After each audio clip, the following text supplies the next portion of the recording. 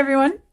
This is a special weekend, and, well, as Vlad was setting up, and he said, you're going to be listening to, and I was expecting to hear a band, an artist, in the rock umbrella. He said, 2Cellos. I said, no, you mean, is it suitable for Virgin Rock Channel? Because you're not talking about Hauser and Luca, are you? He said, yes, I am. He said, don't worry, it'll be covers. And I thought, oh, that's a nice idea. So I guess this is the closest I have come to putting something really classically settled on this channel. Don't worry, Vlad tells me, it will be covers of rock music. However, if you don't know the 2Cellos, Luca and Hauser are two very fine, very accomplished young cellists, young-ish, not old and gray yet, and they seem to have quite a popular appeal. In fact, I enjoyed following Hauser on his social media during COVID era because, well, when you're connected and famous enough, you have access to certain things, and he did some fabulous, gorgeous recordings in world landmark areas, specifically during COVID lockdown era, and the place was empty, and the camera work, of course, it was designed to appeal to practically everybody, and it was fun for me to see what he's doing as a classical musician. How is he reaching out to the audience, the entire world during that time? It was very nicely done. Well, they're not the only classical musicians who have managed to have a really nice, broad connection to a wide audience. We could even say a popular audience. The others that come to mind, well, of course, we know that Pavarotti had a good rapport with, even crossing over to rock music from time to time and doing these nice concerts that mixed musical genres. And Pavarotti, of course, was not the only classical singer to have such broad appeal. In fact, there's Andrea Bocelli, who, okay, now I'm naming some names which, depending on your view as a classical musician or classical music lover, you might say, they're the popular singers. They're not serious musicians. But I'm going to leave that aside because I appreciate a musician in any genre who can cross boundaries and who finds a way to bring their particular art, their particular gift to a wide audience and spread the joy of it. Andrea Bocelli has done so. And so also has, of course, André Rieu, which, again, like him or not, he has the ability to inspire and excite a vast audience. Well, so here we are with the 2Cellos, and I'm curious to see what they do. I have actually seen, and when Vlad told me that this was going to be covers, I thought, well, it's very appropriate because actually these guys, if we're talking in rock speak, pretty much all they do is covers.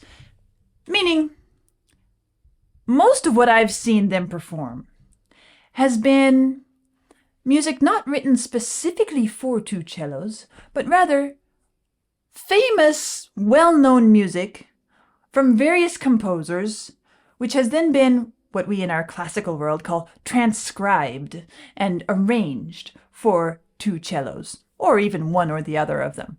And so if we're going to use the word covers, this in the classical world would be a classic cover moment, what they do mostly. So I'm not going to be surprised to see a similar approach with whatever's coming up. Now, we're going to be playing a guessing game. And that means that I don't know which piece I'm going to be listening to. I don't know what they're going to be covering. Vlad has kept it a secret. I have nothing on my screen to clue me in. I see a large crowd in the opening scene here. Live. And I have to see if I can remember what piece it was of all the hundreds I've listened to date. See if I can recall, hear it, recognize it, and recall it. On camera. We'll see how it goes. It's going to be fun. Before I do that, just a little side note. Just recently, we did some recordings and my harp had strings missing, and one of those recordings has gone up recently on this channel, and some of you have commented, is your harp well? Is it okay? It looks like it has a problem. It's well. It's okay. It is May, June, that time of year when we have lots of thunderstorms, lots of humidity changes, dry one day, pouring rain the next, and that is always hard on harp strings. I had to change a bunch. You can see they all need a haircut. I still have one here left on my table this morning, changing more strings. The harp is okay. So that will put your minds at ease. Having said that, let's see what this is and get started on this guessing game and see if I'm going to figure it out or not.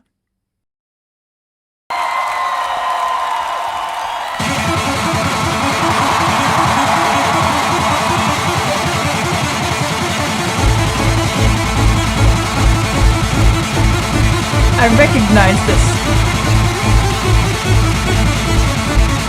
I do recognize it. Okay, it's coming to me.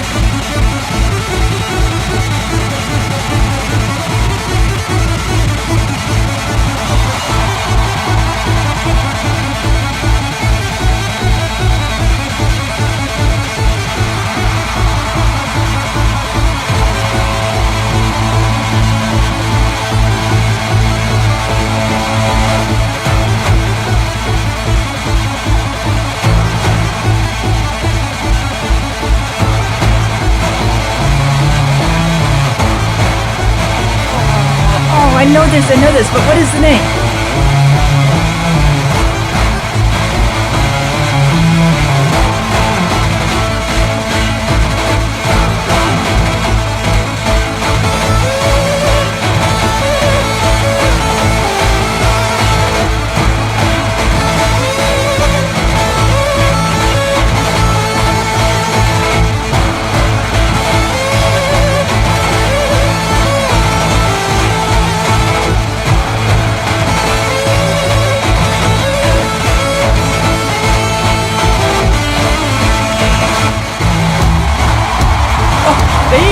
Flames here.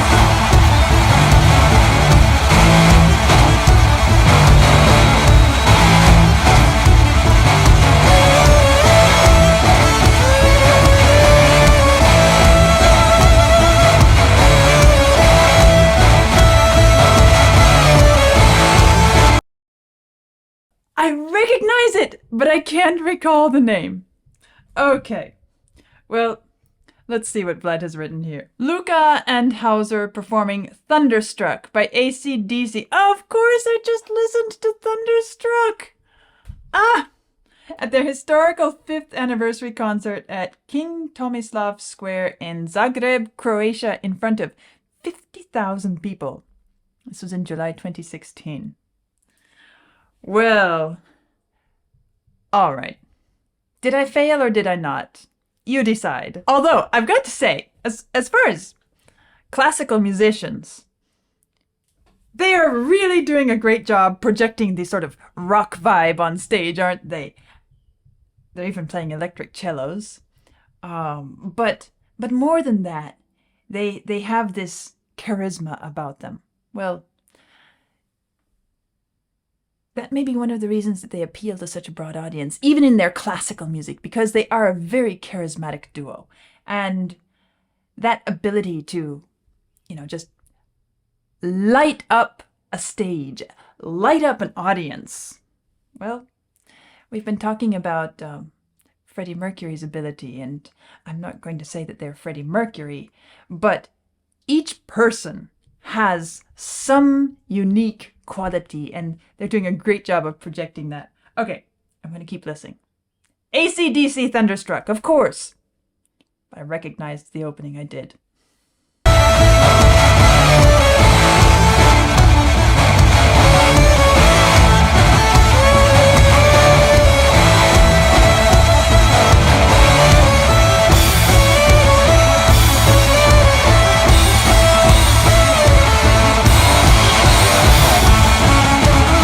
the audience tuning into it.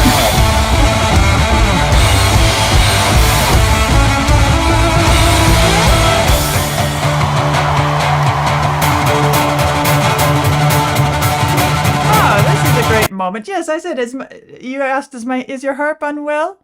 My harp is fine. It has some broken strings. Well, the cello bows can have some broken hairs as well, although at least you can still play with them. But yes, if you start handling a bow like they are, there are going to be some hairs flying. Look at them making faces.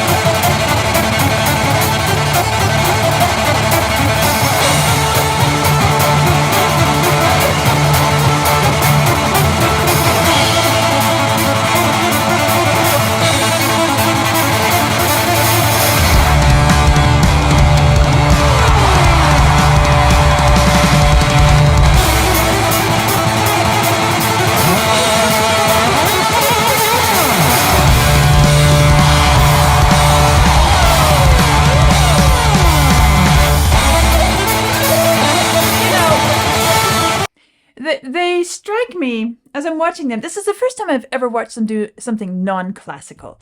And they're presenting themselves a bit differently than they do with the classical. Naturally, they're suiting their approach to the music. But I'm thinking, all right, I can just picture this.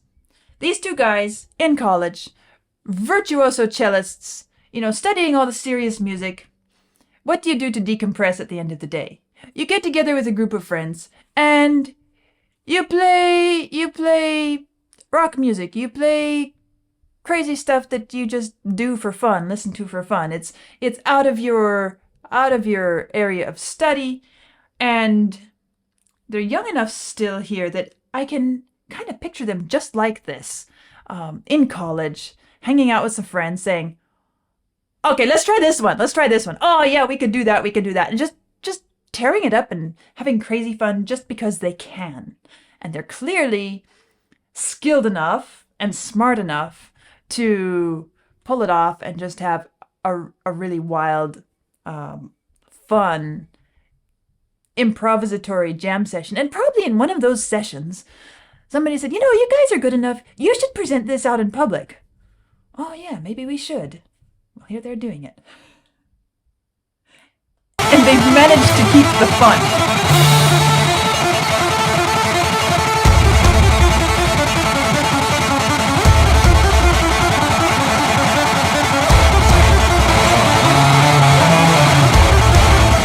Here comes that riff again.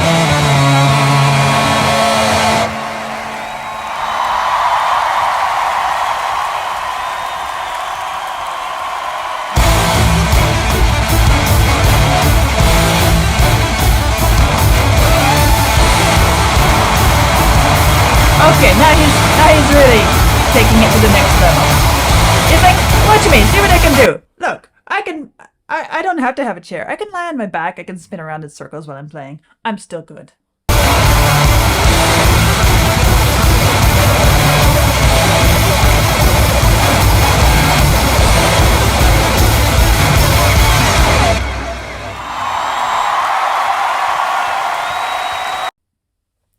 Well, I have to say, I think they did a great job. I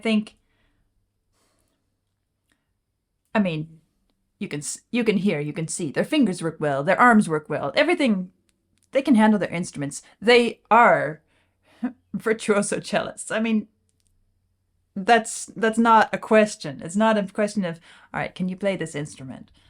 And that...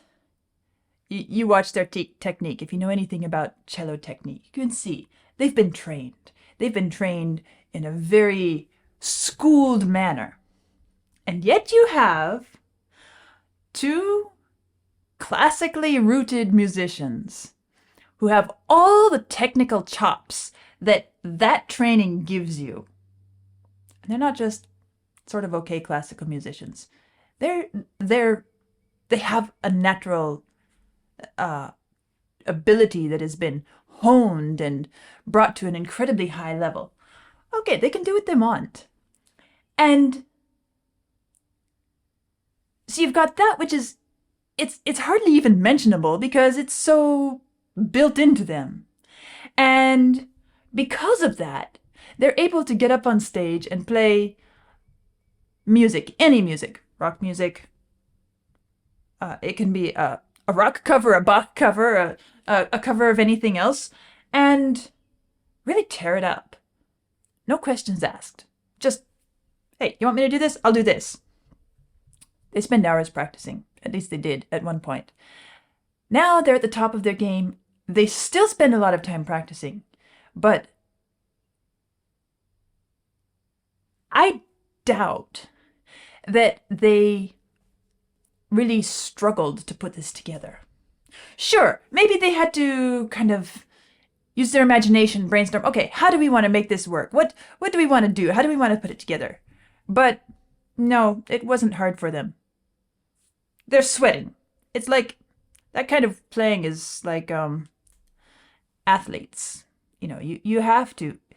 It takes a physical toll as well, especially if you're going to spin around on the floor in the middle of it. But it's not hard for them. And you can see it in the way they approach the music, the instruments, and everything. They're there because they love it. They're having fun. And all of that, the crowd picks up on. And in spite of the fact that they're so good, they're not stuffy. They're out here doing something which, it's much more contemporary, much more modern than what Pavarotti did, isn't it? Pavarotti was from a time past, and he did wonderful things. But here is the new generation, the new 21st century crossover between classical musicians and rock popular music. Really well done. How about watching the studio version just for fun? Sure, why not?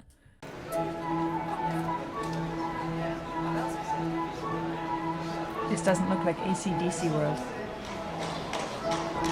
They didn't even have AC or DC back then, did they?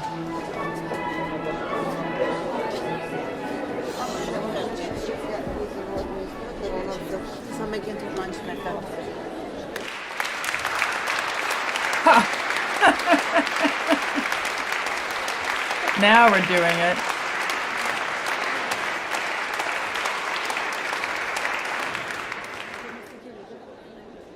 Oh, they even had the audience dressed up.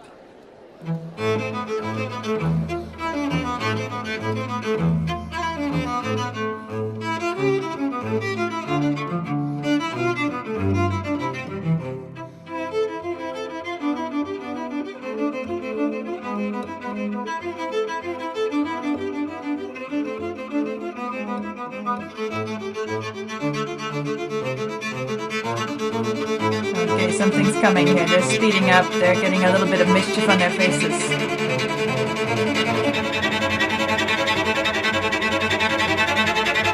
That was nice. That's a nice transition. And everybody's looking. What's going on here? I like the way the lady's fan is shaking very quickly.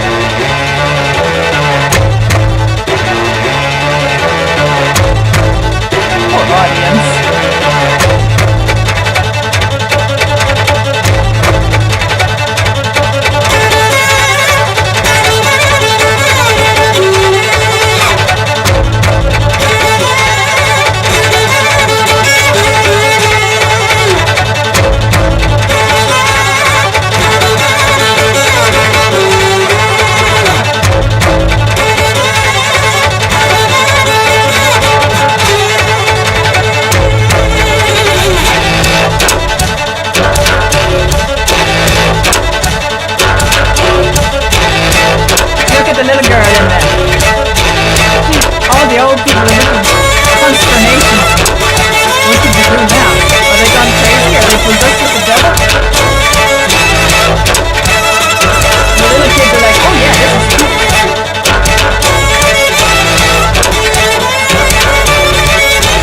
Isn't it always like that?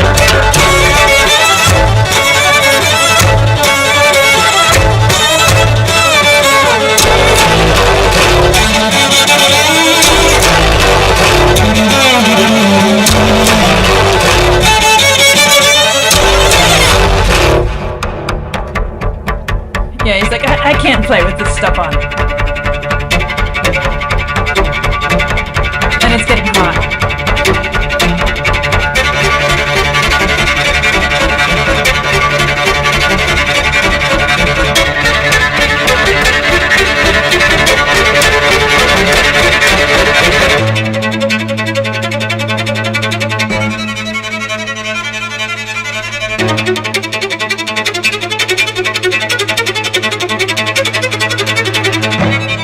You can hear plenty of this kind of stuff in classical music. This passage here. It's like, this is where they live at home.